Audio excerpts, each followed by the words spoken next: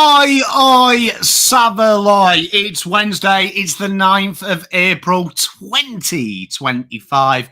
We've got 4 rounds in the bank. We've got 0 wins, but we're still ploughing on.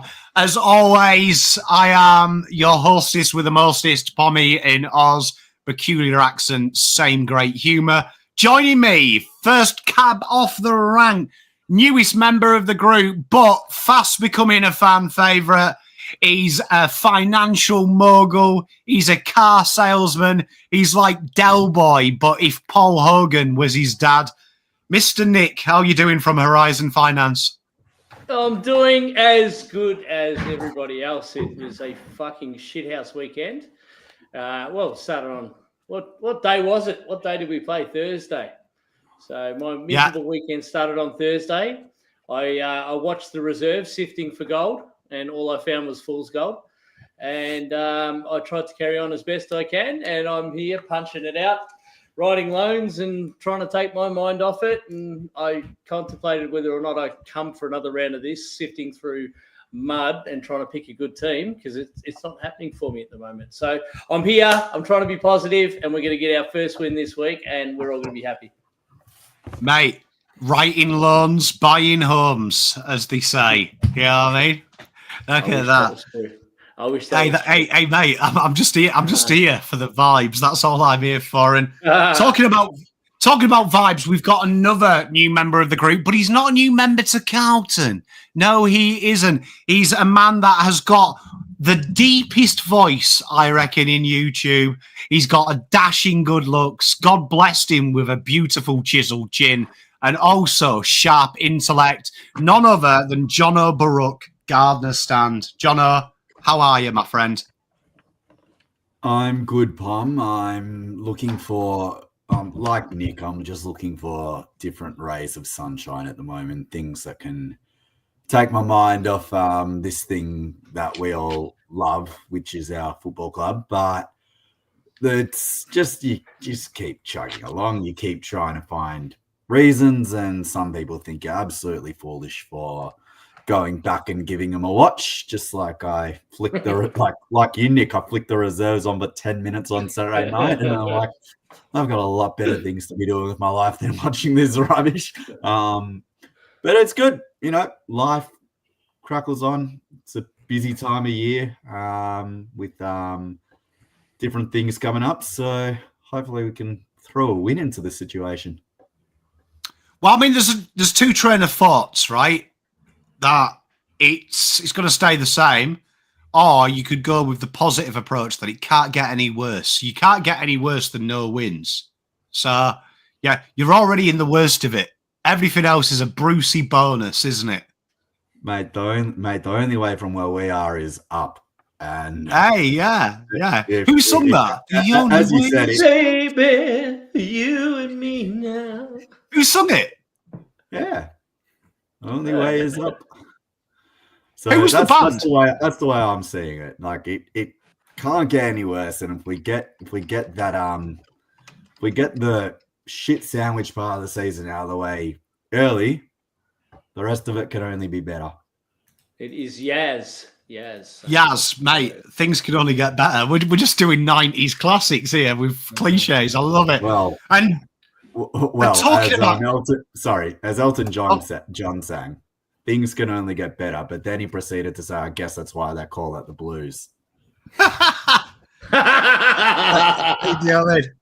Well, I mean, it reminds me of John Lennon actually summed you up earlier, Jono, when he famously said, life is what happens when you're making other plans for something else, which I think is probably the most profound thing. But he also said, I am the Eggman, I am the walrus, cuckoo.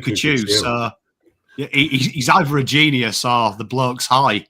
I'll let the audience decide which side of it is. But someone who's not high, someone that is always knee-deep in reality, a man that has more swings of his mood than Carlton's first halves to their second half.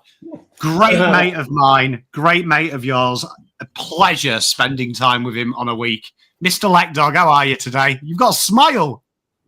I'm enjoying the banter. I have this with my fiance a lot that she says I'm too negative, and I think I'm just living reality. So, speaking of reality, our chances of beating West Coast is dropping because they have just announced they're not going to play Tim Kelly this weekend, and he's awful. So they get an opportunity to improve there. So that is interesting. They have got Sandy Brock, though, who is about as useful as one of the cars his dad drove as a defender. No, it's good, mate. I don't know. Carlton suck, don't they? But that's all right. My writing's been going well. Been going to some comedy shows. Life's good. I don't really think about Carlton that much. And then you message me on a Wednesday or Tuesday and you say, put in your damn team. And I go, fuck, all right, I guess we got to do this again. I love the show. I just don't like thinking about the team. Yeah, do you know what I mean? I was on my way to bed. I sent them all a good night text. This is the thanks to get chat. This is the thanks to get chat. We have got Ian coming back. As always, I have a beautiful intro for him. So when he is here, we will do. Welcome to all of you in chat. Beautiful messages. Got Adrian in here, Sal. The big dog. Glory, glory, Carlton Football Club. Love it. He also says Carlton won't lose a game till August. 19 straight games. Tell you what, the vibes are up and about. I feel like there's a bit of a John Lennon in that one. Might be on the same thing John Lennon was on. I'm a dreamer. I did say this in a Carlton chat today. I said Carlton will win the next 4 games in a row and convince us we're not shit before, and we won't make any changes, and then the inevitable happens. So I think we're about to go on a win streak. Look, I made some big calls last night that we were going to win the following games by 10 goals, I believe. I said on Footy Abroad last night. So that could be good. But let's have a look. We'll get straight into it, chat. Get your questions out. As usual, Blue indicates he's a new person. Team Let Dog. Take me through the Team Let Dog. Yeah, okay. I've gone first. Well, we know Matt Carroll is going to play. There was a tweet before that Harry Mackay is travelling to Adelaide and will probably play. So they're the 2 automatic ins for me. I think the logical drops for them are Lockie Cowan, injured, and Lewis Young, surplus to requirement. I've bought in Corey Durden after 743 tackles in the VFL, which is about all you can talk about from the VFL game. Out goes Brody Kemp. I think that's just bad luck. He'd be your first emergency for Mackay, ahead of Young, I think. And then I bought in Elijah Hollands. Ashton Moir comes out. Ashton Moir, I really want him to be a success and I really want him to play footy, but what he put up on the weekend, I think it'd be hard. I know we don't like bringing guys in and dropping them straight away, but I think it's hard to justify retaining him in the team. And Lige had a run around. I mean, if he's available, I think he's the type of player that you just put in your team and you're probably better for it. But who knows what's happening there? I'm assuming that he's available, given he's not on the injury list and played VFL, and we haven't heard anything on the contrary. If you go through the team in general, I don't think there's too many surprises. I've kept Zach Williams back. I've moved Ollie Hollands to the wing. That's how you know it's my team and not Fossey's. Mitch McGovern and Haynes, I don't want them both in the team with Jack Silvani, but I couldn't work out which one to drop. So I've just kept him in there. Mitch McGovern on the bench, and I won't be disappointed if as a collective we drop one of those guys. Cooper Lord retains his spot. I think it's when you saw him on the weekend, I think it's surprising that he was left out of the team. I get the reasons why, but I think it's surprising. And Will White retains his spot. I actually really liked his game. I know he didn't have that much of an influence, but he at least gave a shit. And I was sort of sitting on the end where he was impacting a bit more, and he looked lively. So I'm happy to keep him in there. And then Fogarty's probably my sub. I mean, what can you say about it? I was looking through, we're 0-4, but I was looking through the available players, and we've only got 5 that aren't available this week. And not many of them are really core players outside of probably Jagger and Newman. So the team kind of is what it is. I'd love to see Walsh and Docherty playing off like half forward and moving up into the midfield and rotating. But we know that probably won't happen. But this is the team. This is where it is. Like, I think given who's available, it's probably the best team we can put out there.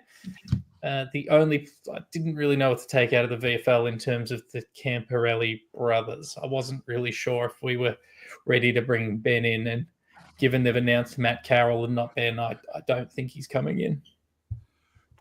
Well, the first question from the chat, no Boyd.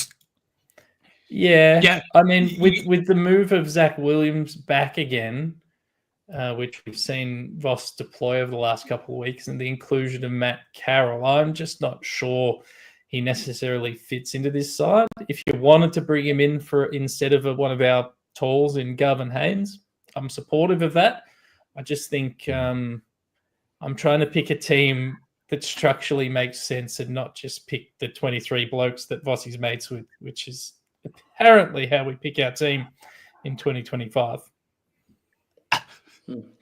Finley Vale pot shot. I have a thought on Jordan Boyd, but I'll keep my powder dry until we get to my team.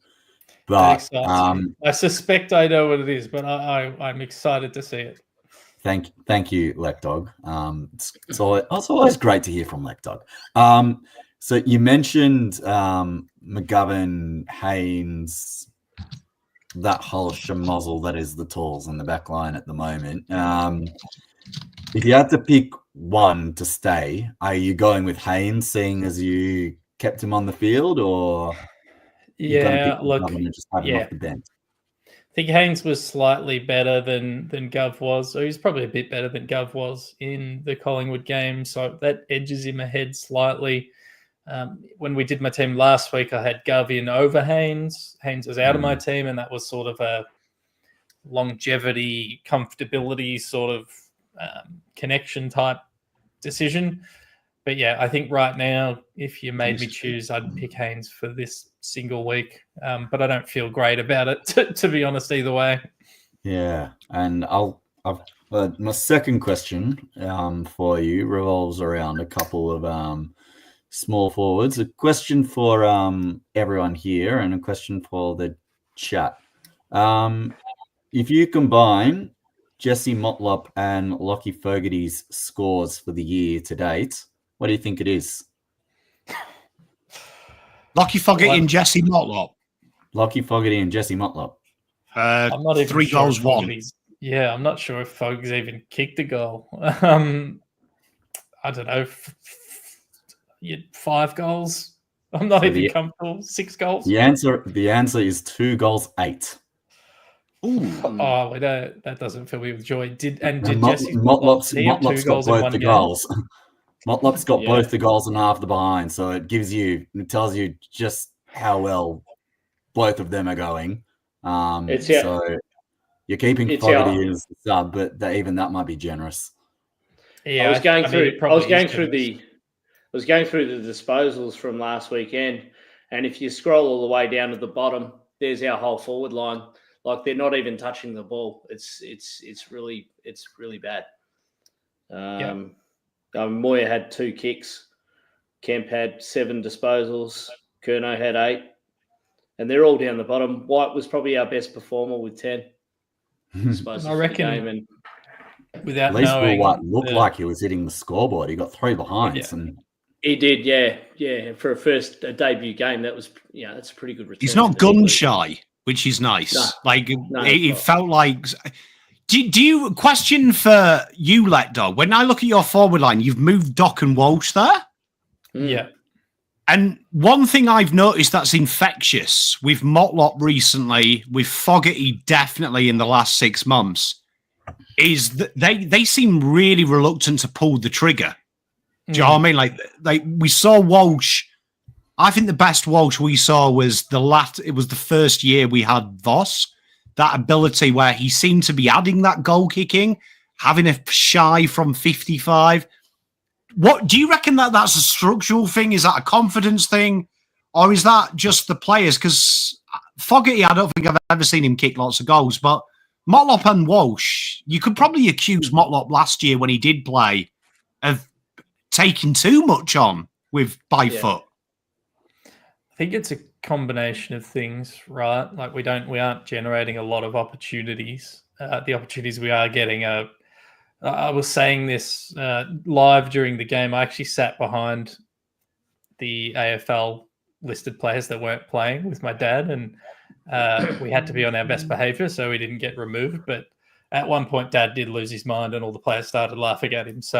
But sitting there, I was sort of talking to Dad, and I was like, we're literally only can generate goals from marks. Like, I don't think we generated a single goal, and maybe I'm wrong, from outside of this handoff to George Hewitt late in the third, I think it was, which we only are scoring from marks, and we're not marking it a lot. So is that structural? I'm not sure. But what I will say is that I think our best look is honestly this year is when Charlie Curnow gets possession 60 meters out and just turns around and launches.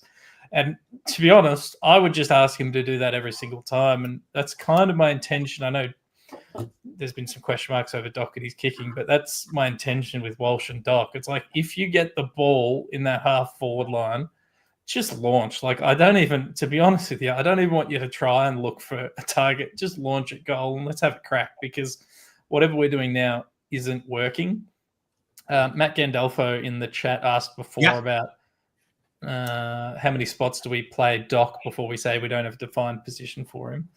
I think Pom and I have been kind of talking about that in the off season for the last couple of years, in that his name keeps him in the best 23, but we've probably got better players in every position for him. And I think I'm not trying to retire him, but I think the best place he can now impact is actually forward of the ball, as a leader, as a sort of defender / just have a shot, because I don't think he's good enough to play behind the ball anymore, and I don't think he's good enough to play full-time in the mid. So last chance saloon for me is in the forward line, which is what he trained for a couple of pre-seasons, and we seem to have abandoned, like most of our pre-season, off-season positional changes. Do you remember the game, Let Dog? I'm sure Pommy will. But do you remember the game, the COVID year, Jaron Geary played as a forward on Sam Docherty when Docherty and Simpson were still getting like 1,000 between them every single game? I remember that very clearly, yeah. He played as the defensive forward. He ended up kicking 2 goals on him. It was Geary's last hurrah as a player. It probably extended his career by another 10 games or so, because they played in that position for quite a while after that. It seems to me that this is where we're at with Doc. And I said to anyone that would listen around when Ed Curnow was finishing up, and it was still getting a game at this point. And I said at the start of, I think it might have been 2022, but like, if we're finishing the year and Ed Curnow's still getting a game, that's a problem. Yeah, I think our list is in a far superior position now than it is that it's not too dissimilar with Docherty, except that Docherty is getting the game because Sam Docherty is a beloved figure and we're giving him every possibility to get it right. So maybe this is a chance where it's like, all right, well, let's try this forward role as the defensive forward role, and you might snag a goal. Look at how much energy it provides the group when he does get on the score sheet. Maybe that's the go. I think it is. I think he still has some decent defensive upside in him as a player. I think his kicking is very poor, and it has been for quite some time. That doesn't damage you as much in the forward half. So I think that you're kind of right, where I'm looking at Walsh as more of a go for goal delivery man. I think Sam Docherty's role is probably a more defensive one, and particularly when I've pulled Fogarty out of the main team, you probably need someone doing that who can at times rotate in the midfield, and that's Doc. And if it doesn't work, like, again, I say it every week, one of my favourite players, when he came to the club, I bought his signed Guernsey from an auction, and I've had it sitting there for years. Love him. I'm very happy to drop him from the team if it's the best thing from the team. You know, before we come on to Jono's thing, and just on this, do you remember last year before he did his ACL? That was Voss's big move change because Voss did that press conference, if you remember, in January, saying midfield to forward was the area 2023 that wasn't cohesive and Doc was going to play that mid-forward role. And we have never seen it. No, did it for half a game, did his ACL, never saw it again, despite spending an entire off-season, maybe 2 off-seasons working on it. So... Yeah, but we don't seem to commit to our off-season role changes. But it's just that thing that I also think no one ever played that role after it as well. Do you know what I mean? Like no one. It's almost like Voss had the idea when, oh shit, Doc's died. Oh well. Yeah. Oh well. They kind of used Orazio in that role, but not in the same way. And then he was out of the team, and then they've never really looked at replacing it. It's just, I don't know, man. It's a lot of question marks over a lot of things. Yeah, it just got me thinking when you had him in the forward line. Why haven't we? Yeah, it just seems to have died. But Jono, you've only made the 3 changes. Well, I'm missing Will White from my bench, and just on Orazio, I saw his manager on Thursday night at the footy and asked him where he was and where he is. And the answer I got was, mate, I don't even know anymore. So it was nice to see him pop up today in a video of Sadi to know where he is. So, okay, what am I doing? Changes. So, Will White is still in my team. He's somehow. Oh, that's instead of Moir, isn't it? No, you've only got 4 on the bench. Just missing 1 on the bench. I thought it looked weird. Hey, you talk about it. I'll add it. All right. So consider the axe swung. So I've actually got 5 changes. So it's in Durden, Carroll, we know. Harry will be back. Jordan Boyd and Elijah Hollands also comes in. Same vein as what Lektok said. If he's available to play, he'll make your team better and pick him. I've dispensed with the 3 tall defenders that were giving me the shits, and we need to get smaller. We need to get a bit more leg speed in the back half. So Carroll comes in, William stays back, and I kept Ollie Hollands in the team. I was thinking about the idea of giving him a spell, but kicked a couple of goals on the weekend, got lucky with one of them. One of them was actually very, very nice. And I want Jackson Binns to succeed as an AFL player. I'm just not seeing it at the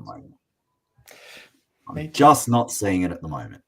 So, a couple of extra notes just with that. So my outs are Young, Haynes, McGovern. Cowan goes out with the injury, and I have dropped Lockie Fogarty. He's the forward that pays the price for me, unfortunately. We touched on it before. 4 weeks, no goals. Just go have a spell. Like, if you're not contributing, get out. I've kept Ashton Moir in. He couldn't have gone worse on Thursday night than anyone.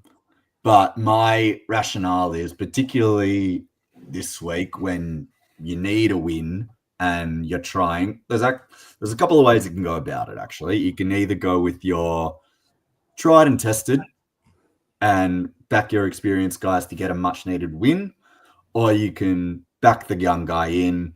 He was probably only meant to play a quarter or a quarter and a half. He ended up playing 3/4 of the match because Cowan went off. So, and the other thought with that is you don't dispense with X Factor just like that when you have a team that is, as Buck said, grinders, battlers, people that move slowly. So the more pace and X Factor you can get into the team, the better. Durden comes back in because he plays like he gives a shit. He can lay a tackle, and fingers crossed he can get in a very good run. And the last point I'll say before I open up to questions is Jordan Boyd on the half-forward flank. Now, Mr. Pom, when Jordan Boyd was recruited out of Footscray, what position did he play? Well, he did play the defensive pressure forward The day we drafted him. Literally on that day. No. On the 7 rounds previous, he had a role change. Yes. Yes. So Jordan Boyd was recruited as a forward. So traditionally, what's been our main Achilles heel this year? It's been our kicking. It's been our entries. It's been trying to make things easier than what they need to be. So if you station your best kickers on the most important line, which is the half forward line, which gets the ball into the people that can finish off the work, and Jordan Boyd can let rip from beyond 50, let me tell you that. And he's got a pinpoint kick. Get him and Elijah Hollins and Charlie Curnow as your main 3 kickers delivering the ball in. Blake Acres is also on his last chance. I don't want him. I actually want to take away Blake Acres' kicking license this week. He's been atrocious by foot since he got to the club, but it's been really, really bad. But that's what I'll say about that. I will open up to some questions. Chat, get your questions in and fire away, boys. Nick, what have you got to say about this big boy team? Boydie on the half forward flank. I get your logic, but I saw him in the 2s last week, and I thought his disposal was horrible. It wasn't on point as what it has been. Did you see it differently? I've only watched about 10 minutes of that 2s game, so you're a better judge than me going off that particular game. But I'm just going off his history, and if you're looking at the way that I've sort of structured that team, you want to have a good kicker on every line. The line there that we probably don't have a great kick on is the center line with Akers, Cripps, and Walsh. Yeah. So you're trying to really make sure that you've got your elite kick set up all over the field. The way Hawthorn's set up, they've done it masterfully. They've got elite kicks on every line. As much as we don't have elite kicks on every line, you want to give yourself the best opportunity, and particularly in the most important areas, which is we've been getting into trouble, is the half forward line and entering. So if you put those 2 boys across your half forward line who can make a quick decision, and 8 times out of 10 they will lace you out. That's what I'm looking for. Yep. And you're right, Boydie, by history, he does do those 50-metre, 60-metre kicks, beautiful, delivered straight on the chest of a player on the wing. And we've seen it time and time again. And hopefully a few of these boys start finding their form. They just look a bit flat at the moment. Yeah. Just I'll give an update on. We do. I thought Blake Acres had a better game on the weekend, but you talked about his bad kicking. I think last week I gave the stat. I think he'd had 5 kicks hit a teammate this year. He doubled that. He more than doubled that on the weekend. So I think he hit 6 teammates. Is that the whole game? You know what? We're looking for marginal gains. This is where we're at. We are trending up. We're 0-4. We're going into the game. We're going into a game against the team that's favourite for the wooden spoon, and people are talking about the prospect of it could happen that Carlton lose this game. I don't even want to comprehend that as a possibility, to be honest. But it's the reality of where we are. So we're looking for marginal games. And if anything, it gives the guys an opportunity to maybe channel the thought process of what they did last time they went to play West Coast in round 23. Just then it was very much a Patrick Cripps and the spare parts with nothing to lose. But this time it's go and play free. Go and play football and be fun, have fun, and enjoy what you're doing. Because I sat there for 4 quarters on Thursday night, and for the first half, it looked good. Like, it looked like they were playing well.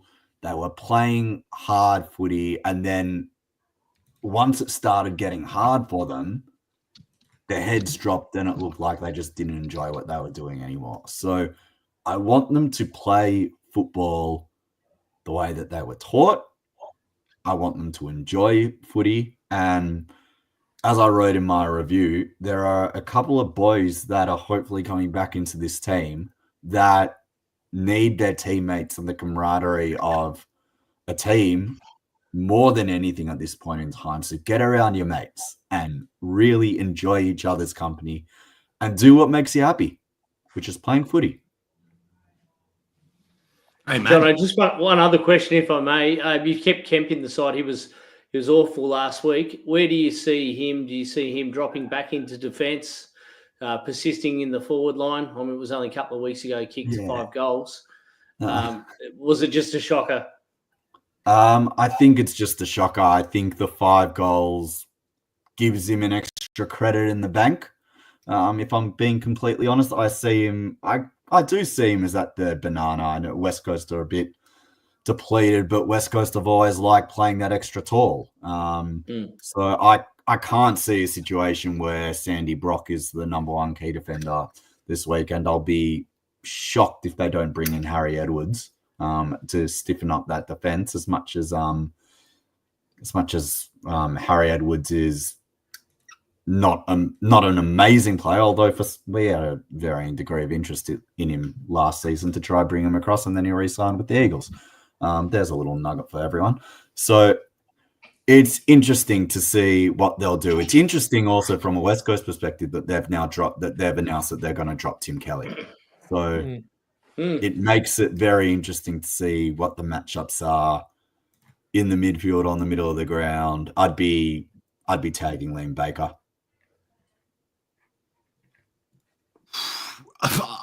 I think based on how West Coast played last week, I don't think Carlton need to tag anyone, do they? I agree with you. Have fun.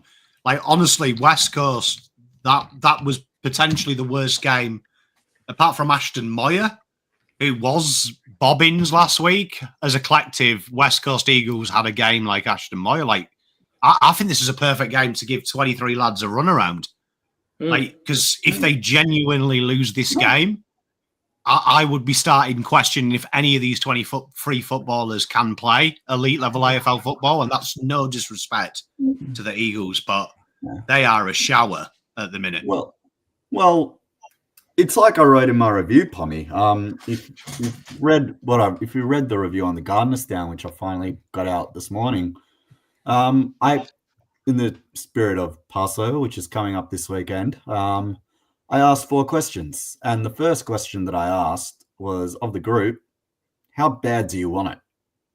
And it's a question that we've asked as a collective of this entire group, of this entire club for quite a number of years now. And it gets to the point now, you look at it, 0-4, you've got a game against West Coast, a game that you should be winning. It's the second game of the 5 that you would have played this year that you should be winning, and should be winning quite comfortably if we're being brutally and absolutely honest. So you ask them, how badly do you want this job? How badly do you want to be wearing that monogram playing football? How badly do you want success and football success? Mate, I hope Voss is asking the same question, mate, because I do think 50% of it, in my humble opinion, it is application. It's desire. I know we talk about Voss's tactics are absolutely disgusting at times. They are, but I'm a firm believer, if your boss tells you to jump, you fucking say how high. Like, you're not paid to think. Like, you're paid to think after the game, but while you're out in the battlefield, I don't care if you don't like Voss's tactics. As a soldier, you should do everything you can to do that. And then in the clubhouse at the end of the game is the time you tell him he's a moron. But when you're out there representing, I want you to die on that field, whether you like the rules or not. So I'm with you. Yeah. No, that's the thing too. Like, it's a collective effort. It comes from everyone, and the problems aren't isolated in the coach's box. It's like, as I loved hearing Walsh say on Monday, it's their words at the moment, but for him to say, like, we're the ones out there on the field, it's good to hear that they're finally acknowledging that, hey, as much as we might be asking to do something that's probably not in tune with what's going to be best for us moving forward and winning games of football, we're not actually executing and doing what we're being asked to do. So it's great to hear that. And it's great to hear Weeders challenge the mental toughness of the group. It's great to hear Patrick Cripps swear on, a radio interview. It's good to see them be who they really are. Yeah. And I am not surprised the club have hastily covered up the mental fragility comment, but I think for me, without sounding hot, I feel horrible saying this about fellow men. I just don't think it's tough enough. I don't think it's responsible enough from some of them. I think some of them have it way too easy. I think some of these players that we talk about, Sam Docherty, Sam Walsh, I think they know they are loved by the football club, and they know that the Lewis Youngs of this world, the Zach Williams, the guys who aren't born into Carlton, will cop the abuse for them. When I see some of the comments, Zach Williams needs to go, McGovern needs to go, I'm like, look at some of the blue bloods and what they're producing. Like no offense to Mitch McGovern, he's a bang average 7 out of 10 footballer, but Sam Walsh is meant to be Nick Dacos, big name players. Do you know what I mean? Like that, big name players, big ball players, and he's not applying himself. He's nowhere. Like, if Sam Walsh came to me and knocked on my door and goes, Pom, talk about me like you do Nick Dacos, I'd slap him and say, go round to Nick Dacos' house and apologise for even saying you're the same level player. Because that's where he should be. Well, at the moment, Walsh is being asked to play a role that is not it. Walsh, for want of a term, used to be our Nick Dacos, run around free, accumulate the ball. He could use the ball, and at the moment is being asked to play a role that doesn't actually benefit him to our side. Can I counter that though and say he is in the leadership group? So then why isn't he? Then why isn't he putting his foot down and saying, Vossi, this is actually hurting my game. It's hurting your chance of keeping your job. Let me do what I can do best. Well, I think it's one of the two. Either he doesn't care, he doesn't care enough. He's just happy to stay quiet. And if that's the case, I'd question why they gave him a leadership position. And two, I think that's one, isn't it? Want and will. Like, want and will wouldn't. I'm sure Cripper, he's the leader. He wants Sam Walsh on the outside, so he's got someone to distribute to that isn't a useless footballer. Like, so my question is, maybe Michael Voss told the truth. Now's not the time to hear from the players. Maybe that is not the time to hear from the players 24 hours a day. Yeah, well, this is the constant like discussion. Whereas, particularly when it comes from a media point of view, wanting access, and from a fan point of view, wanting to hear from your team. Like, for every fan out there that wants to hear about when player X has done a poo, there's someone that's like, yeah, I don't want to hear anything after a loss. Just shut up and play. Go to training and go to play. So it's about... this is the one that worries me as well. Like, TNT saying injury, like exactly what Jono said. He's now playing a more physical role than he's ever done, which would allude to me, unless Sam Walsh owes Voss money, his back's fully fine. Because every other player that's ever had like one of these debilitating injuries, their roles have changed. Like, you look at Nat Fyfe, because of that double leg break, it was proved that he couldn't do what he used to, so they moved him across half forward to take him away from it. Sam Walsh, if anything, has become more Cripps when we were hoping he was going to be more the modern day midfielder. So it's actually scary. Obviously, his back's fine. I'll put it to you that Sam Walsh isn't having 10 tackles a match if his back's fucked. Amen. Amen. He'd be like skirting in the wing. I'd be more worried about Sam Walsh's body if Voss said, "Oh, he's replacing Ollie Hollands, and Ollie Hollands is playing halfback because that's the only place Sam Walsh can play. Because if he takes more than 5 tackles a game, the kid might never play again." I was actually quite happy when I saw him have them 12 tackles. I was like, okay, his back's all right. There's hope. Yeah. There's hope. And to the boy's credit, he looked like the Sam Walsh we know and love against Collingwood. He stat line read well, and he looked like he was covering the ground a lot better than what he was. It's like, if you can pull that comment up, I can't remember. You just went away too quickly, but it was absolutely nailed it, Hunter. It's just a lot of square pegs and round holes at the moment. You're trying to put blokes in positions that they're just not really built to play. So the perfect example is like, okay, Zach Williams kicked some goals for you as a forward line when you needed a forward. That's great, but his natural position, pardon me, and where it's best for the team is where is running off the half back flank and generating scores from that. You could see the run, you could see the excitement, you could see the options that are opened up. And he's generally a good user too, so why not just use that? You don't have him cherry picking in the goal square. Anyway, I've rambled. If he's not fit enough to do it, well, then he's not in the team. If you're worried about his body blowing up, don't protect him by sitting him away from the ball. Let him blow up, and we'll deal with it then. Well, you wanted square pegs, round holes. You wanted someone just to get a square fucking mallet, dig the square holes, so the pegs bloody fit. Uncle Pom went, you know what, fuck Voss, we'll pick the team that I want to see play that might force you to play modern day football. So what I did is there's a process of elimination here. I went through the VFL. There's no VFL this weekend, right? So I disregarded, right, people that have huge question marks. Will you be there next year, right? So I will name them in the element of fairness. So the boys that have been selected today get a little bit of a reward. Really, basically, a little bit of a well done from Uncle Pom. I've watched enough of you now. You're making me happy. But the guys that missed out from that were Harry O'Farrell. Caveat, this guy is the future centre half-back, 300 gamers. I'm not going to feed him to the wolves for a one-off game. So stay in Victoria. Look after yourself. Much as love. Jackson Binns, one of the worst performances I've ever seen in VFL. And honestly, the fact that we're a third-year player and we're not at the level is worrying me. Harry Charleston, same as Harry O'Farrell. First couple of games, much love. Love you to pieces. Just keep on working on your craft. Rob Manahan, I mean this in the nicest possible way, but he's Irish. He doesn't know what shape the ball is yet. So he's not selected. Billy Wilson, I can't select him because Voss is playing him as a lockdown defender.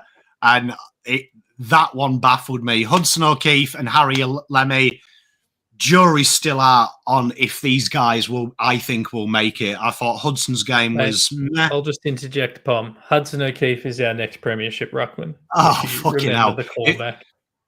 Fucking hell, okay. And Harry Lemmy, I don't see it, to be honest. I felt them 2 goals weren't very well worked. That being said, we have dropped the tall timber. No more Nick Haynes, no more Mitch McGovern. We are going modern day. We are taking the game to them.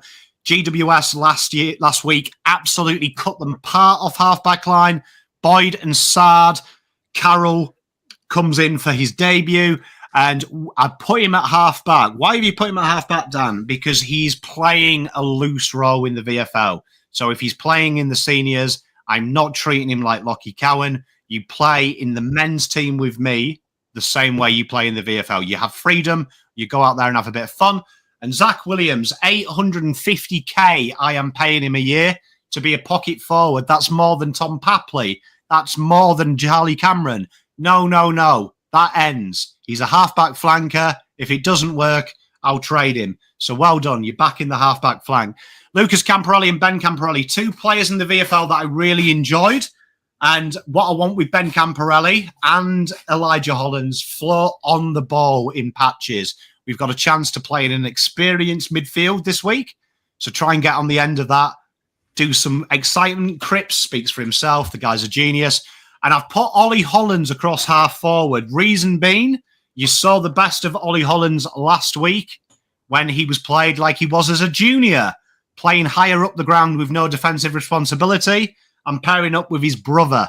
Go and have some fun. It's back to being junior football for you two. You were one-way runners. Go and take it on. Take it on for me. Will White is the only small forward I've seen since Eddie Betts that evidently knows it's legal to have a shot at goal, so he keeps his position.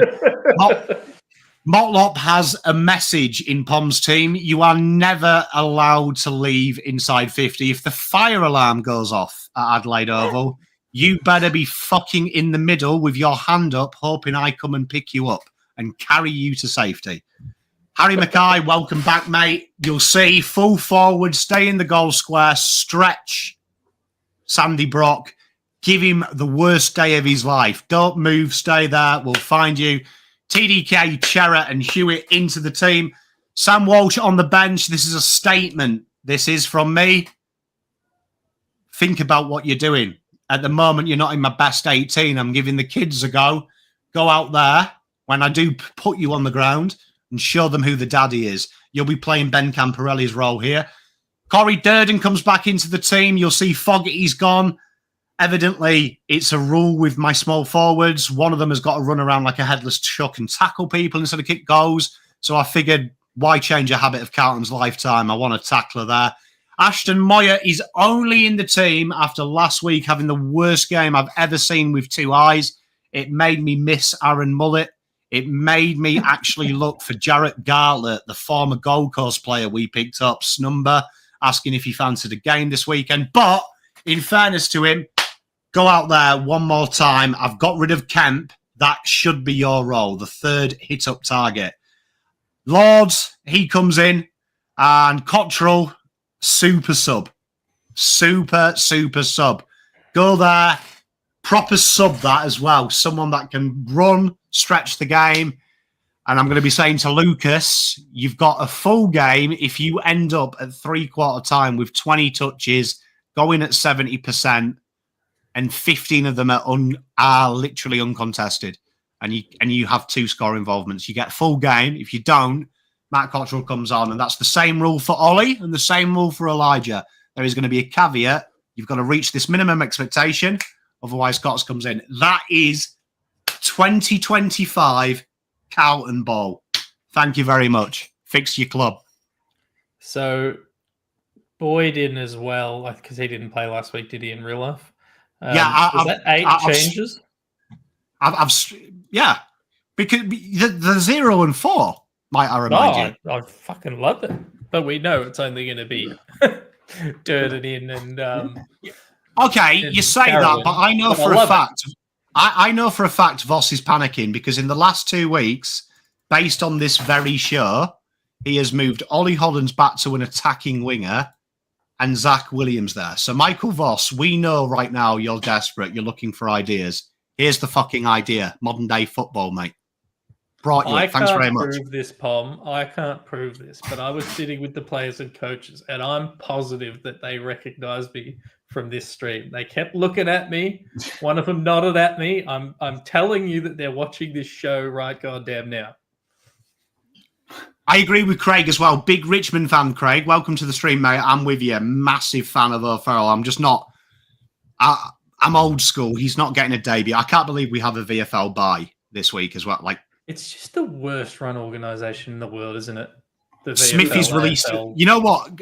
Just so... I want your opinions on this, Nick and Jono, and chat. The VFL Smithy's Premiership released a media article, I think it was 2 weeks ago, saying that they were hemorrhaging money. And if it wasn't for the AFL teams, it would cease to exist as an entity. So much so that St Kilda have come out this week and they're now using that to put pressure on Sandringham to remove their yellow Guernsey and play purely as a St Kilda team. Mm-hmm. Can anyone explain to me how we've got fucking Gav around, everyone in Queensland, WA and Victoria is affected? Why don't you make a round here saying, right, we'll all play at home. So the people that can't afford to piss off to South Australia and pay exorbitant fees could come and support their team. Wouldn't it be great if Carlton said, come on down, gold coin donation, because you get in free anyway, right? You get in free to the VFL. It's easy to do. And put on a bacon, a sausage sizzle or something, and You're about to say say to a people, bacon buddy. yeah, I was going to say, oh, bacon buddy, and say to people, come on down, support the boys, the local lads. That would involve too much forward thinking of the people that make the game, the fans, and the VFL competition is a dog's breakfast anyway.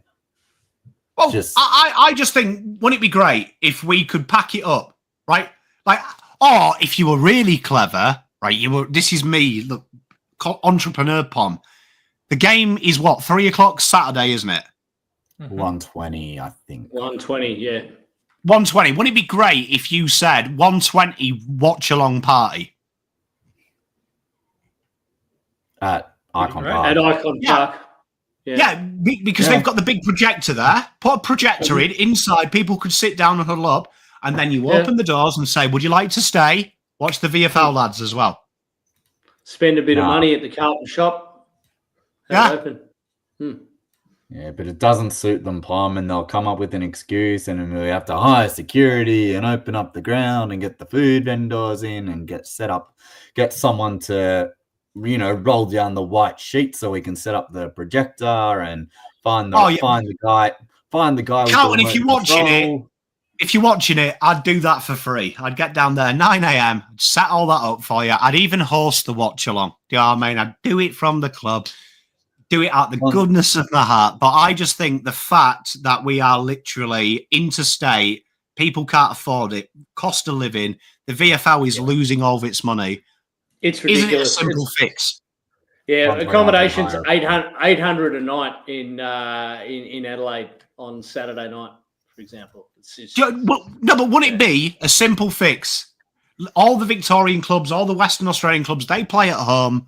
They get a game with their fans, and wouldn't it be great? Community, you want community? Come and help us out. Look, we're struggling for money.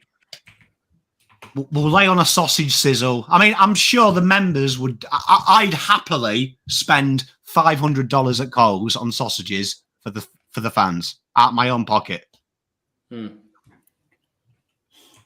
Mental. But anyway, back to my team. Questions about my team. You'll see a lot of changes. They call me Pom the Axeman Williams for a reason. I got that nickname from uni as well, but that was for another reason, not for team selection. But here you are. This big selection changes. What are you thinking? If Cottrell doesn't get up in his fitness test, is pretty good, obviously, for a sub because he can go anywhere. Have you got somebody in mind? Oh, Jesus, that's a great question.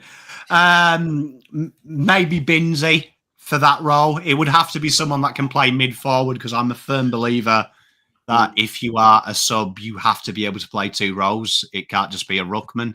So probably Cooper Lord. But I'd probably do Bins in because it's literally what I want to use the sub for in this game.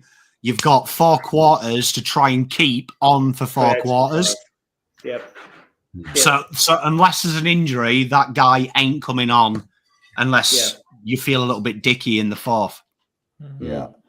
Pom, you've bought in Benjamin Camporeale. Proper footballer, yeah. If he doesn't, if Vossi isn't watching this and saying, actually, that Pom's got a great idea and bring him in. If it's not this week, when do you think it will be for him? For me, this isn't disrespecting the opposition. I think it's come at a perfect time that the Eagles are not very good, for one.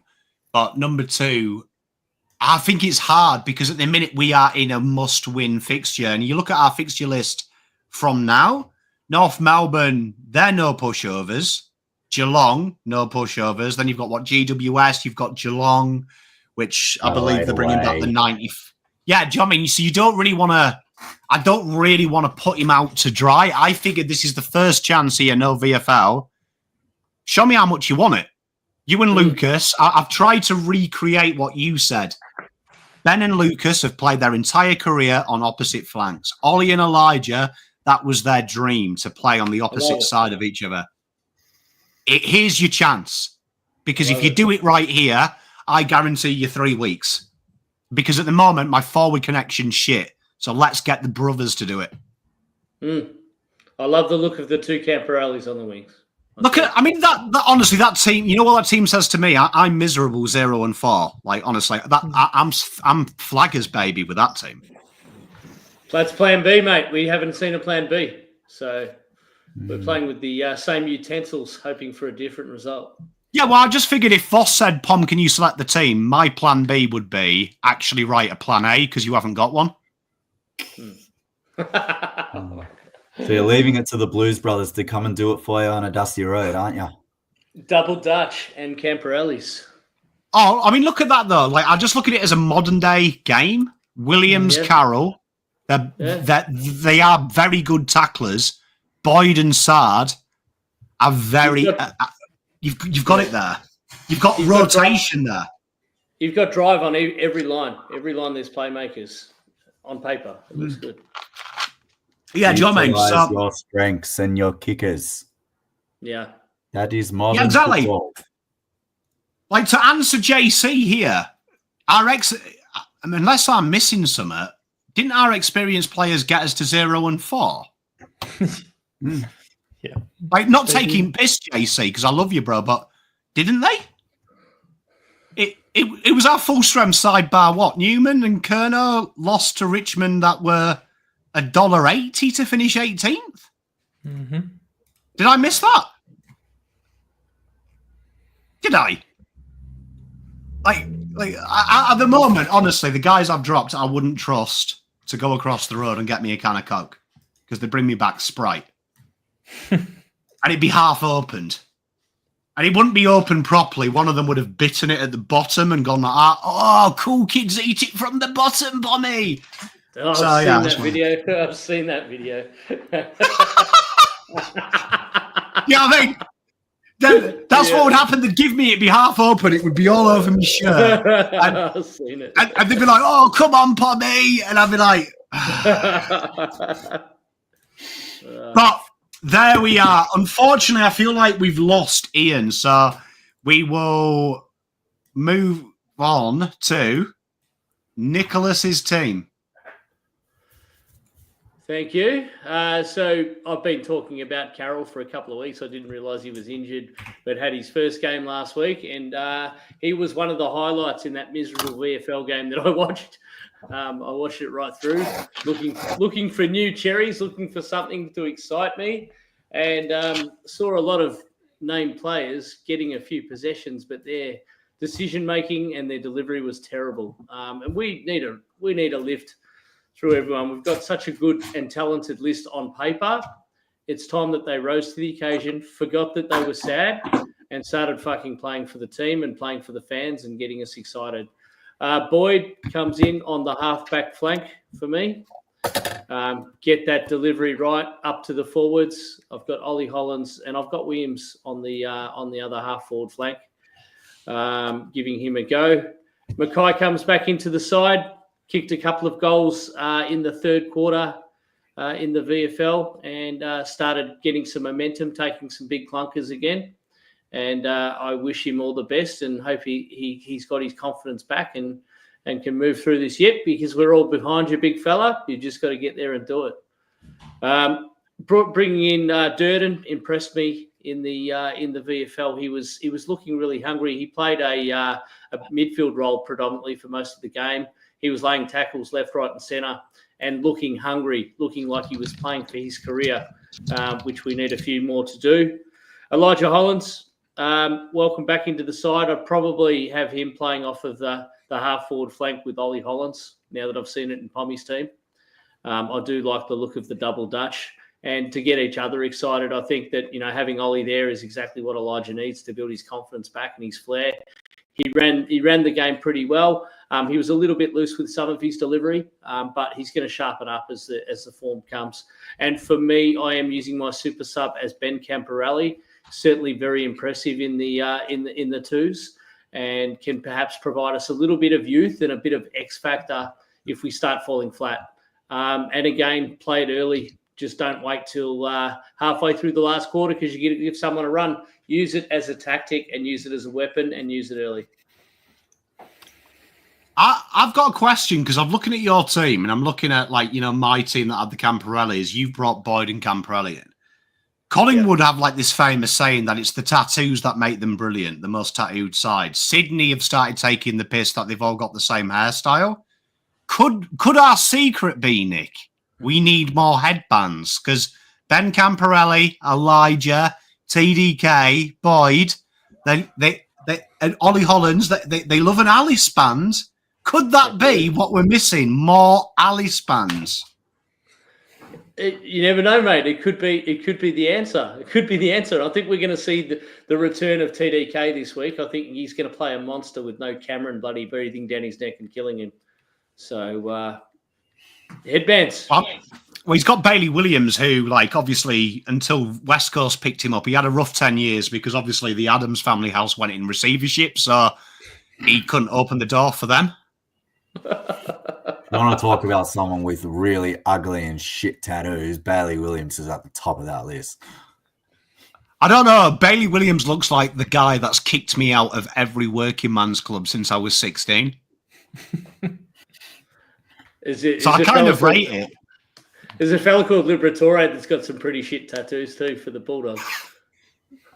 Yeah, you know what? Though? I like his tattoos. He can play football. That bloke, he can. You know. I'm a fan though because Liberatore looks like the kind of guy that if you had a beer with him and you had too many beers, he would suddenly, when he can't walk, have a bet with you over a game of pool for getting your other one's face tattooed on your bum. And I like them kind of guys. Yeah, he's Liberatore's best mates with my manager, and he's just a ripper bloke. He's just like a genuinely awesome dude. I want to have a ciggy with him at Revs at 5:30 in the morning on a Sunday. And he will be there. 100%. 100%. Have you got any questions for him, chat? Throw them in. Is that this is the best question I've ever had in this chat. Is that Harley Reid wanker playing? I love it. Well, Matt Lang, actually talking about tattoos, my best mate in the entire world, Nathan, I arranged his stag do. We went to Prague. He used to play professional pool, so he was very, very good, right? I didn't really beat him that often. We grew up together. Long story short, last night of being in Prague, 7-day holiday, I challenged him to a game of pool, and this guy, like, literally, he was close to death, right? But I got inside his head, and we had a bet to tattoo the other one's name on their bum, right? And I beat him, right? And long story short, I did the best man speech. They went on their honeymoon. They went to Trinidad and Tobago for their honeymoon in the Caribbean.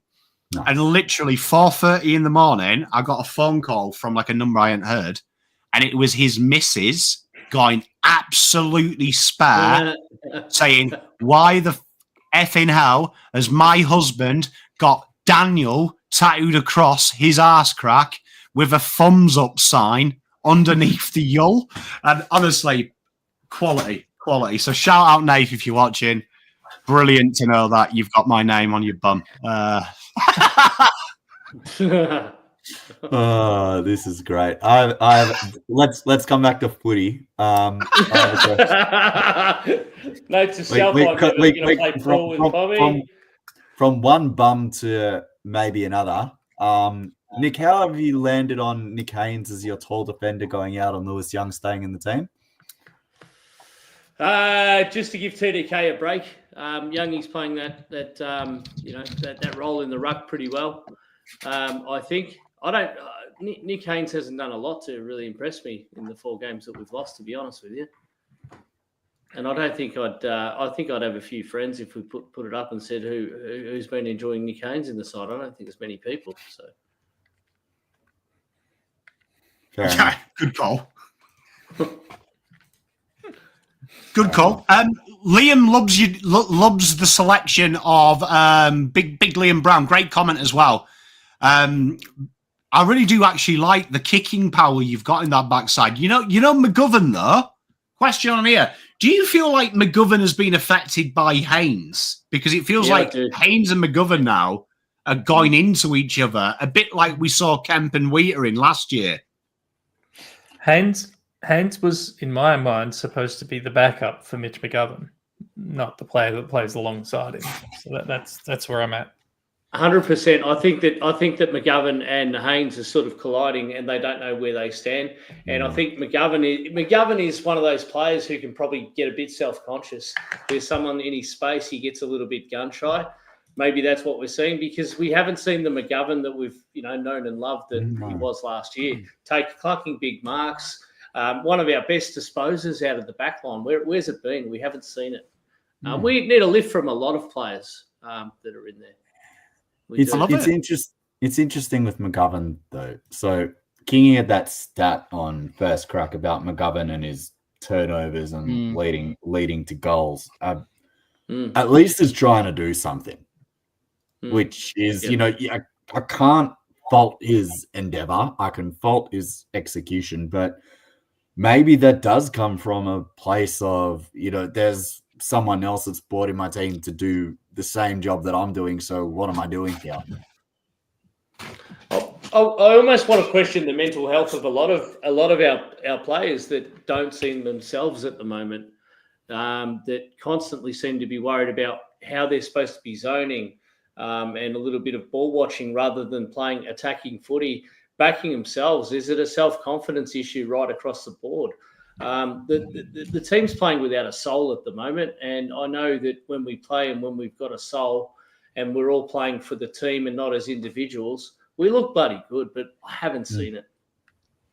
That makes me question how are they feeling mentally? Are they going into games going, shit, I hope we don't play like last week. I hope I can lift, but I just don't feel confident in myself. Are they psychologically talking themselves out of playing a good game of footy? I love my team. I love the players, and it's just frustrating to see them playing with the lack of confidence, which is evident. I always say that if you run off vibes and good times, be prepared for it to come the other way. So I think our team really reacts to the crowd noise and good positivity. I think it can also work against you, and the club has openly said, hasn't it, 80,000 at the G, screaming baggers, it makes them play better. I think if you're working off vibes, it also can bite you in the arse when the vibes go away. Yep. So like sometimes you need to be motivated a little bit more, less by the vibe, more by the system. Self-motivation. I mean, yeah, you sometimes wonder, they're watching, they might be watching YouTube shows like this where we scrutinize but really, you're a professional footballer. This shouldn't affect you. It should not affect your game. You should be able to block it, and you should be able to back yourself, because people are always going to have an opinion, right? I'm at a stage in life where I don't give a fuck if people don't like me. I am who I am. Love me or hate me, I don't care. This is me. And I'd like to see our players be a little bit more like that. Well, shout out to Ian, who forgot daylight savings had kicked in.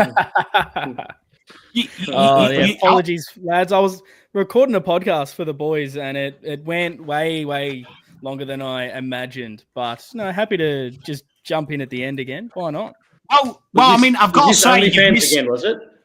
Yeah, basically just actually trying to fix the Carlton Football Club. So unfortunately, it takes a bit of time, which sucks.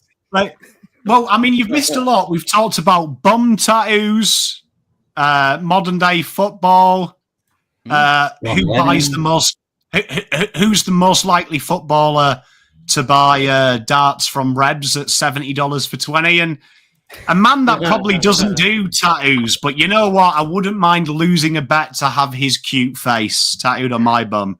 The amazing man himself, Ian Brownie. Take me through your team. You've just made. You're actually past score here. Most people have made 4 to 5 changes. It was just me who I went full Chucky on it. But take us through it, Ian. Yeah. Well, I did say last week it was the last time to be a bit calmer with the team changes, and this was your last chance. Well, we've definitely coming with the axe this week. I think the obvious one is Harry comes in, Lewis Young makes way. I don't think you're going to have Lewis Young in with those two talls. It's just way too tall across that forward line. Boyd comes in for Lockie. Cowan just needing a bit more run and ball use there now that Cowan's out injured. McGovern is the one who I've dropped. It was between him and Haynes. And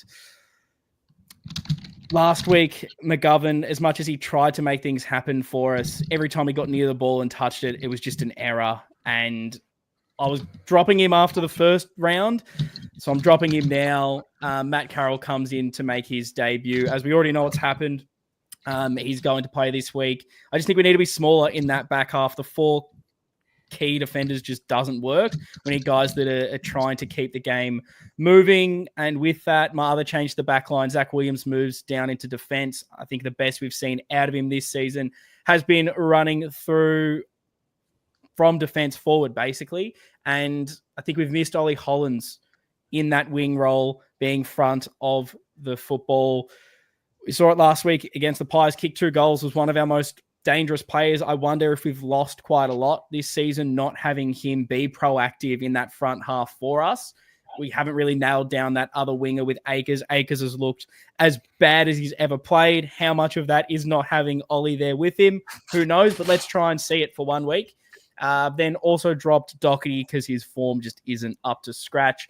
Didn't really know who to bring in for him because there's not a lot of players doing well, but Cottrell has kind of taken his spot at least to get a little bit more of experience across that kind of half forward line. Elijah comes in for Ashton. Don't think Ashton was ready like the club were kind of alluding to. Didn't do a lot. Elijah's just, he's a walk-up starter if he's good to go. And then my last call was what to do with this forward line. And apart from the talls, it's pretty dire out there. Motlop can stay. Will White, I thought, showed some glimpses, so he can stay in there. Kempy for the 3 talls to see how that can work for the first time. Fogarty, I just don't think he's offering enough. He's not offering his pressure. He's not kicking goals, so he makes way. And Corey Durden is my sub. Pick it apart. I've got a trivia question for you, Ian. It's got nothing to do with your team. It was sparked by the comments. How many players relative to their position in our team this year are above average for kicking efficiency? Ooh, 3? I wish it was 3. We've got 2. Adam Cherrer is above average for a midfielder, and Jordan Boyd is elite half a game. Everyone else is average or below, and most of them are below average. So no one can kick. So I like the idea of, Cottrell and Walsh off the half forward line. I think that's been a pretty consistent theme across the teams. That sort of, at least that vibe anyway. Yeah, I don't think team changes and personnel necessarily going to fix the issues currently, but it does feel like there's just a couple of really easy wins with what we're trying to do. Clearly, they want ball in hand and chip kick through. I don't think slow 4 tall defenders is doing that and not having probably the best kick at your football club in Jordan Boyd, not even playing, if that's the style you want. Boyd, Williams, Sard, that's kind of what you're meant to do and what we were meant to build this team around. I liked the idea of Williams forward, but I think the little glimpses we've seen of him trying to break lines is exactly what we need when things aren't going well. Sard can't do it by himself. And then front of the ball, Cottrell, Walsh, some dynamic movement just around the stoppages, around something. Get that C shape running back that we haven't kind of seen all season. I think they're just little things you can do that make us just slightly better. Mate, that's scary that there's 2 people. It's fucked, isn't it? That's horrific. And we're trying to play a kick game style. It's crazy. I know. Stop. And on the flip side, it means your marking's terrible as well. Anyway. Good Lord.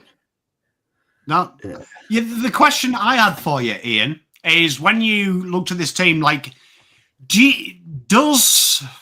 I'll ask the same question because I asked Blackdog this.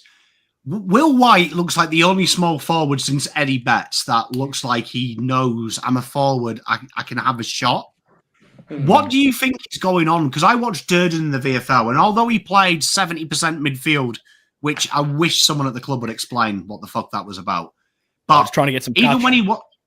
Yeah, but like, do you know what I mean? Like, we need him to kick goals. Like, we know he can tackle. Like, do you feel like, is this like a psychological thing? Because Motlop, Fogarty, and Durden, they look like they're literally scared to have a pot shot. Motlop seems to run round instead of having a shot at goal. Like, it's like he's trying to find the perfect area where the best players just kick. Oh, Pommy, this has been a narrative, I reckon, since we started the podcast that has remained the whole time, which is why do we not have players in this team that want to kick a goal? It is every single game, ball hits the deck, and it's who can I handball this to? And it's like you're in space. You can have the shot. I don't know if it's confidence, if it's an instruction of we want to get the perfect goal. I'm under a little bit of pressure, so let's make sure we're manufacturing a cleaner look. I'm not sure, but look, Will White wasn't amazing. Like, Will White wasn't great. I didn't feel... He didn't look like a guy who at round 5 we should be bringing into this team, but he was positive. He was proactive. He had some speed. He wasn't clean with it, but when no one else is performing, and I saw some glimpses from you, that's what I want to be seeing. I want someone that is excited to be out there. And I think that positive energy can go a long way. But yeah, it's been a big gripe of mine, these forwards not wanting to take that moment. I think it plays a role as to why none of our small forwards have been able to take that step. And the only one that looked like it was Motlop, who I feel like a lot of the time gets called selfish for taking shots he probably shouldn't. But I'll always back you in because I want someone who wants the moment. No, I love it. I agree. And I couldn't agree more, mate. It's scary, isn't it? I don't like it. You go and have a look at the disposals of last week's game, and it's our whole forward line. It's just they just weren't touching the ball. And I don't know if it comes down to the delivery. I'm fucking sick of seeing it kick 50 meters high in the air, just lobbing it. We're not, the big fellas aren't there taking marks, and it's just getting cleaned up. The defensive back line of the opposition's just almost saying thanks for that, champ, and just running it out there. And our forwards aren't getting a touch. So until we change that, we're not going to have small forwards that are going to take shots at goal because they're not getting the fucking thing. Couldn't agree more. Do you want to do another pop trivia quiz? Sure. Of course, Pommy. Do it. Okay, right. How many of Carlton's half forwards, right, are half forwards and wingers, do you think, are ranked not in are ranked average or above for contested possessions versus uncontested possessions? So what I'm saying is they're having an abnormal amount of contested possessions. So there's currently 7 players in that total ranked. How many of them 7 do you think are ranked in that?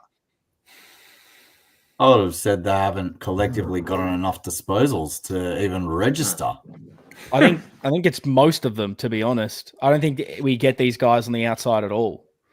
Okay, so yeah. So of all the forwards of Carlton have got, only Lockie Fogarty is in the purview of a player that has contested possessions less than anyone else in playing his role. All of Carlton's forwards, apart from that outside players, are ranked in the 60%, where the average for that position is 37%. That is so. Everything's a grind. What I'm trying to show you here is your kicking efficiency. That's the only stat you'll find in the history of the AFL that actually is linked with another stat. Your contested possession rate is twinned with your kicking efficiency. So half forwards, it gets even worse. Of players that are getting the ball out. And it's scary when you find out the guys who should be kicking well. Nick Haynes and Ollie Hollands are the only 2 players who have played half forward this year with what is consistent with AFL halfback flankers in the league for contested possessions. And you would probably say 2 of our worst kicking in that area. Genuinely scary. Like, if you compare someone like Mitch McGovern to a Tom Stewart, you're talking nearly 60% difference in contested possession rates. Yikes. Yep.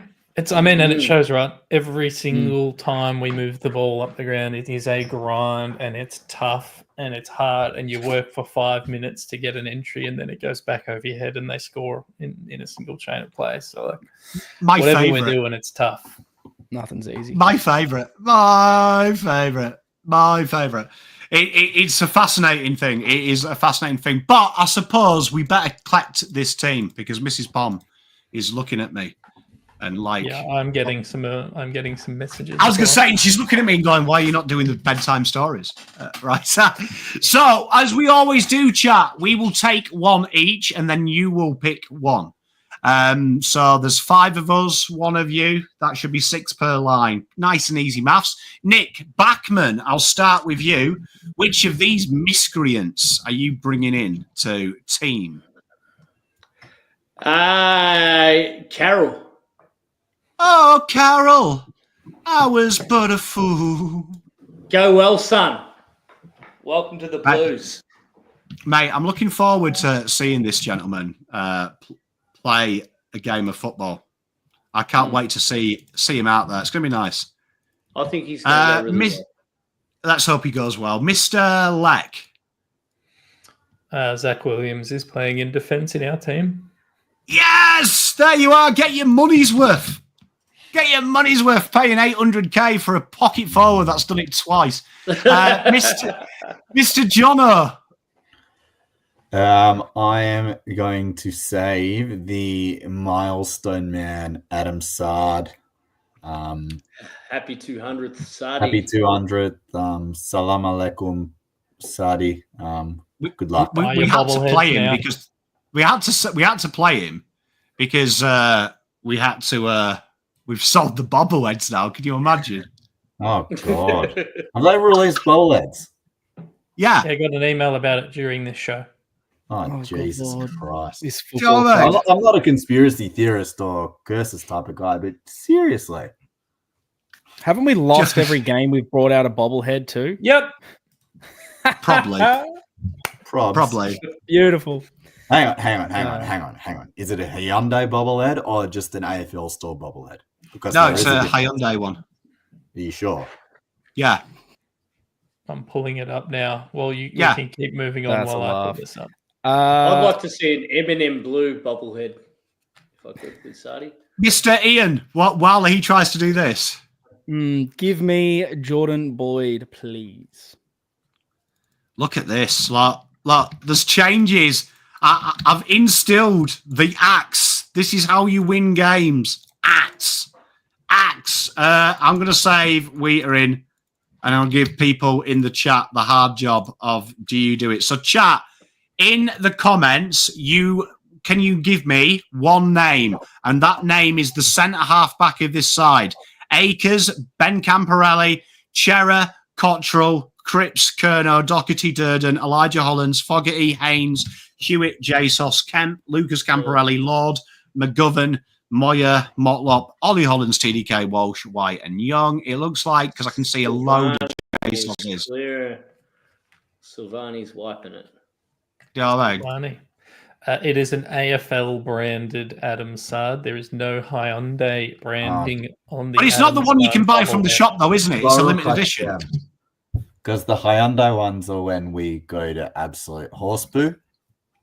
Yeah. Sorry, Hyundai. I'm sure like you are beautiful. You are beautiful. You are a beautiful car brand and manufacturer. You've been supporting us for a lot of years, but whenever you bring out bobbleheads, we turn to water. You can buy how close to water are we? We're not far away from horse poo. Tell you what, if we're water, we need someone to come and split the sea like Moses can on Saturday night, eh? Hey. Elijah Hollands. It's biblical, that name. Oh. It's his time. It's biblical name. Arrive. Come to biblical my house name. Saturday night, Elijah. No better biblical name than Lord. Yeah, good call.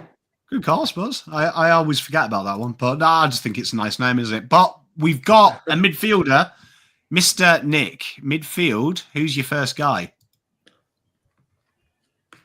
My midfield, I'm going to say Walsh on the wing. Sam Walsh running down the wing. Mr. Leck? Fuck. God, I'll pick George Hewitt. You kind of forced to now to pick George Hewitt every week, aren't you now? Yeah. Him and Akers, you've got to like save. He killed it last week. He was our only player. Mr. Jono? Who do I want to save? Who do I want to save? I'm going to save Chera. We are being cowards, you and me. Ian? Ollie Hollands on the other wing, please. Oh, there it is. Big boy tings. Big boy tings. So I've got a ruck or a centreman. And because I've got like some kind of weird team selection OCD, I can't just like bring someone else in. So you need a ruckman, chat. TDK is your only answer, really. Oh, no. So, They can pick No, they could go Lewis Young. Oh, wait, yeah, there is. I forgot there's two ruckmen in there. So I need TDK or Lewis Young in chat. Who are you going with, ruck? Could also come move on, Cripps chat. to the Go ruck. Rogue. Go Rogue. Go Cripps. Go Rogue. Cripps. Yes, Matt Lang. We're dropping Come on, Misty, Docherty. have Could some you fun. imagine? You can't have Hudson O'Keefe's not on the list. Remember when we did it? We did it once. We gave you all a chance, and unfortunately you ruined it by bringing in Bins. Pick I Barnaby mean, French. Motlop's currently winning, but I refuse to allow that to happen. I know we pose that this is a democracy, but it certainly isn't. The way Voss is selecting the side, I wouldn't be surprised to see Motlop in the ruck and Curnow to go to full back at the start of the game. You see The that, funny like, thing man is, got done. that was They are man got Motlop in the done for. ruck. Motlop in the ruck was Motlop. joked about on the pod I just was recording, so that's crazy. That is, maybe it will happen. They are. It's So we're meant now to on- be. It's I meant don't to like be. it. There we are. So we're on to the forwards now. Mr. Nick, I need a forward. Trying to be creative because I think our forward line needs a bit of a shake up. Corey Durden. Corey Durden. Twist and shout. Twist and shout. A lot of music Mr. out on this show tonight. I feel very musical today. I'm in a good mood. Mr. Lackdog. Tom Morris is saying that Elijah Hollands is less than likely to return, but I'm going to pick Elijah Hollands to return. Didn't the club confirm he got on the bus? I mean, the train. He's over there with them. Gee, when you started the sentence with Elijah Hollands has got on, I was very worried where that was going to go, Pommy. Good Lord, not again. Yeah. Well played, Ian. Well played. Well played. Well played. Well, Elijah's back. Mr. Jono. Ashton Moir. I said it when I picked my team, and I'll say it again. As much as he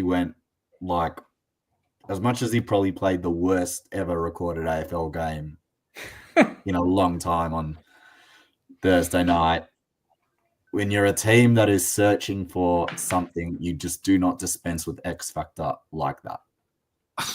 I mean, my wife would agree with you because I have never seen anyone that disengaged since I had lunch with my late mother-in-law. And Mrs. Pom kept me around, so you might be on a point. You might have a point there. You know what I mean?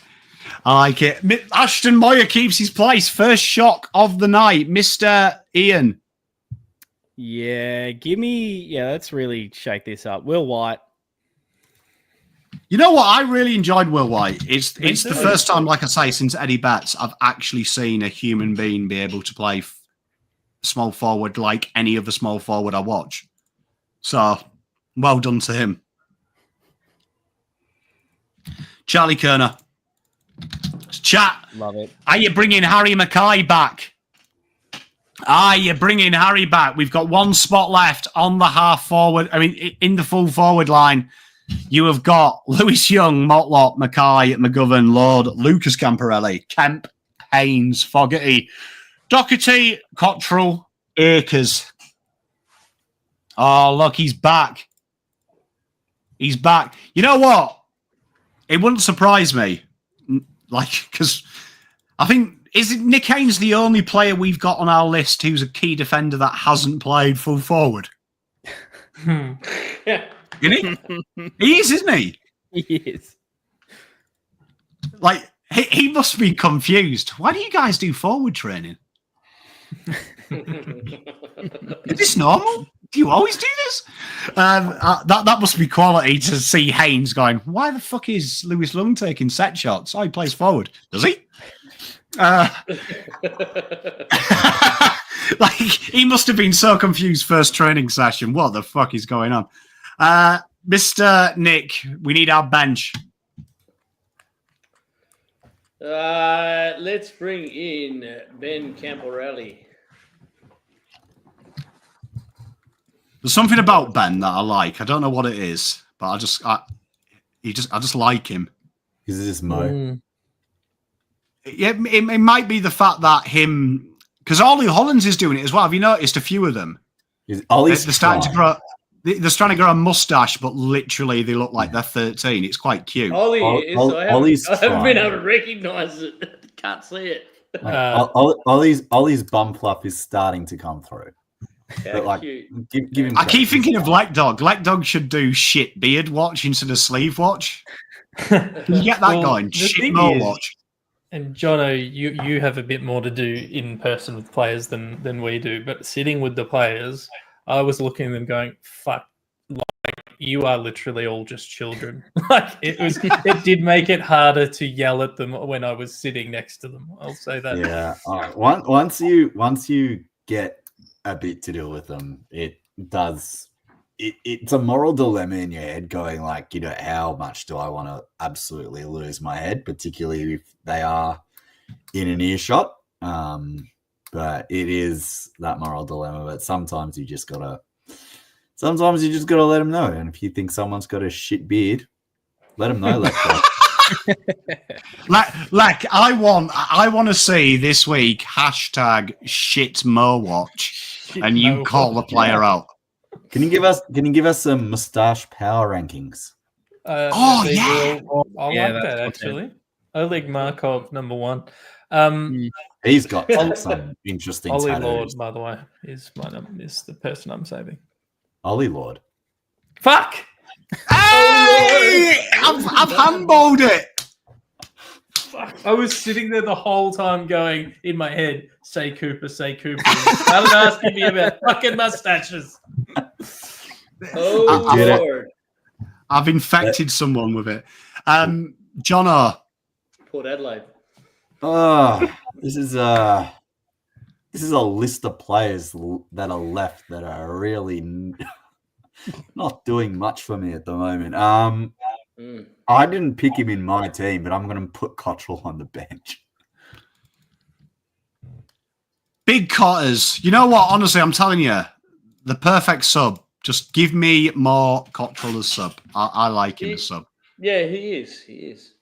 Yeah, man. Is he fit? Is he fit? Is he going to pass the fitness test? He's fit. He does the worst tic-tac dance ever. It's perfect. He's a mate. He's a fucking maniac. I love him. Yeah, Joe, he looks like he could do it. Mr. Ian. Oh, this is tough. There's two players I want to save, but I don't think anyone else will save this man. So Nick Haynes. Oh, no. Oh. You are a brave man, Ian. We need a third goal. Why is Ian doing it to me? I really like Ian as well. This is... I can't believe I've got the last choice. Akers, Docherty, Fogarty, Kemp, McGovern, Motlop, Young, and Lucas Camporelli. Aside from Lucas Camporelli, it's like playing a game of Russian roulette, but you know every fucking... I had to make it really hard for you, Pommy. Mate, you just know every chamber's fucking full. You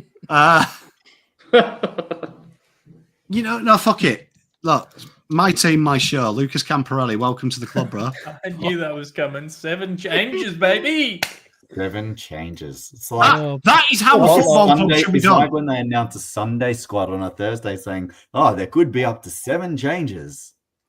Like, No, but look at that, right? Look, Boyd, Wheater, Carroll, Williams, Jesus, Sard. That looks like, if you said to me what era is that backline for the first time looking at Carlton, I would say 2025. I'd be like, okay, it's a modern day one. Ollie Holland's Cripps and Walsh. That's a normal wing.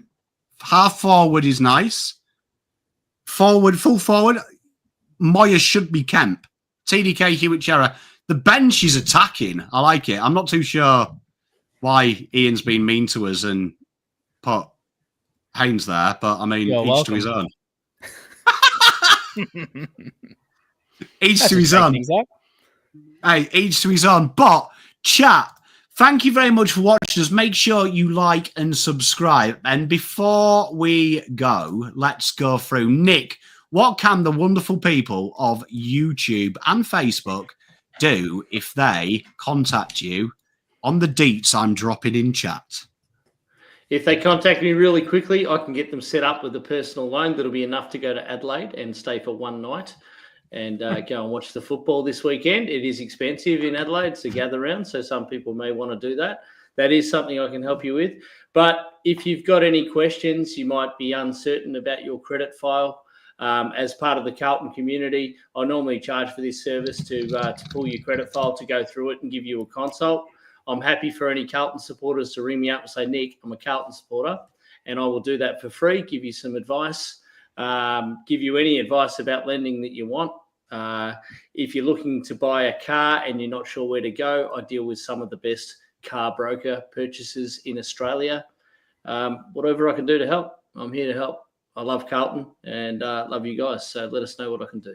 Mate, he looks after you so well. Like, he's even arranging a 24-hour getaway and a last-minute loan. I mean, hey, Brooke, that's why you call him, mate. If your credit's poor, the best person to go to is an expert, because Nick will be 100%. Able to guide you in the right way, what you're doing wrong, how to fix it.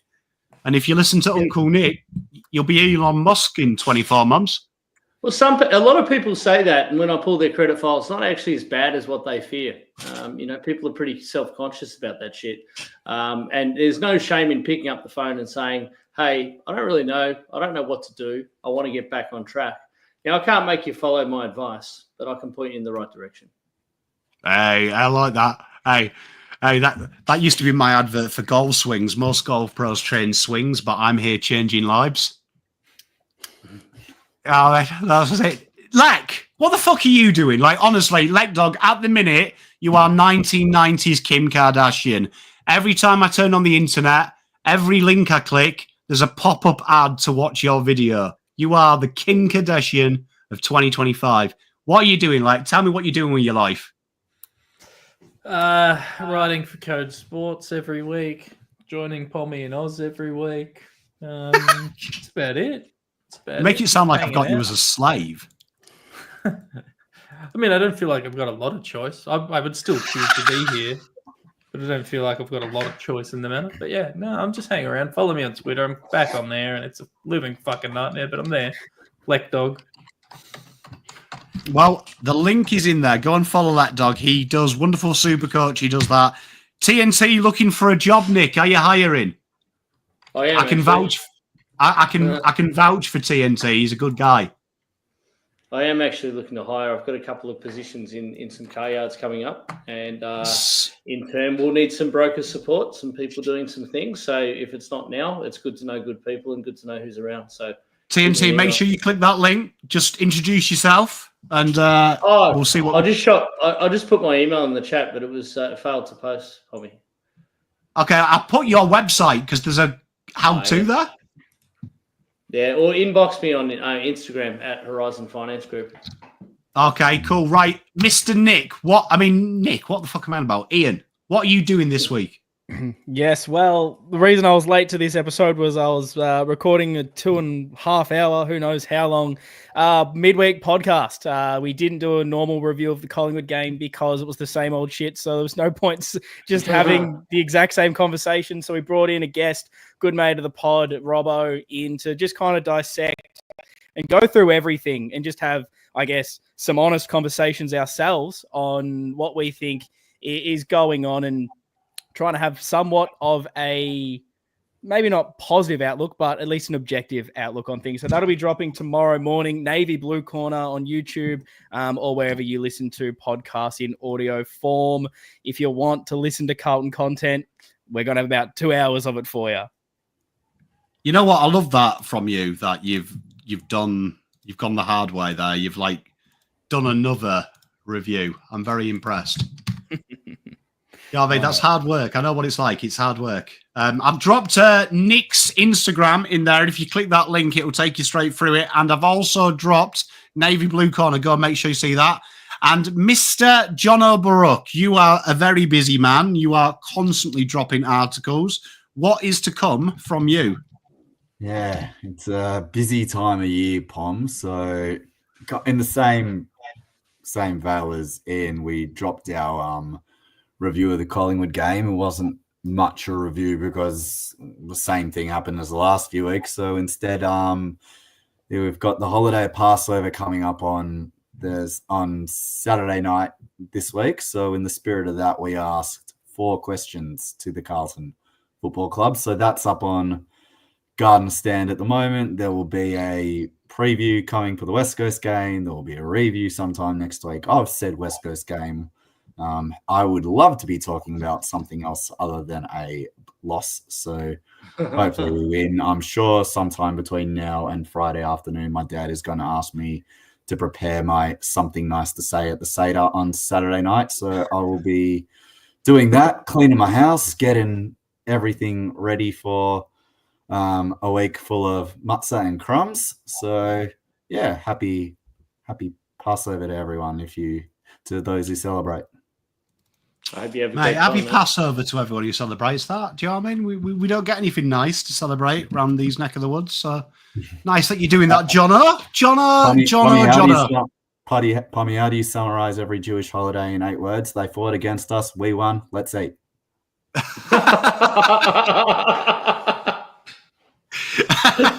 Mate, I love it.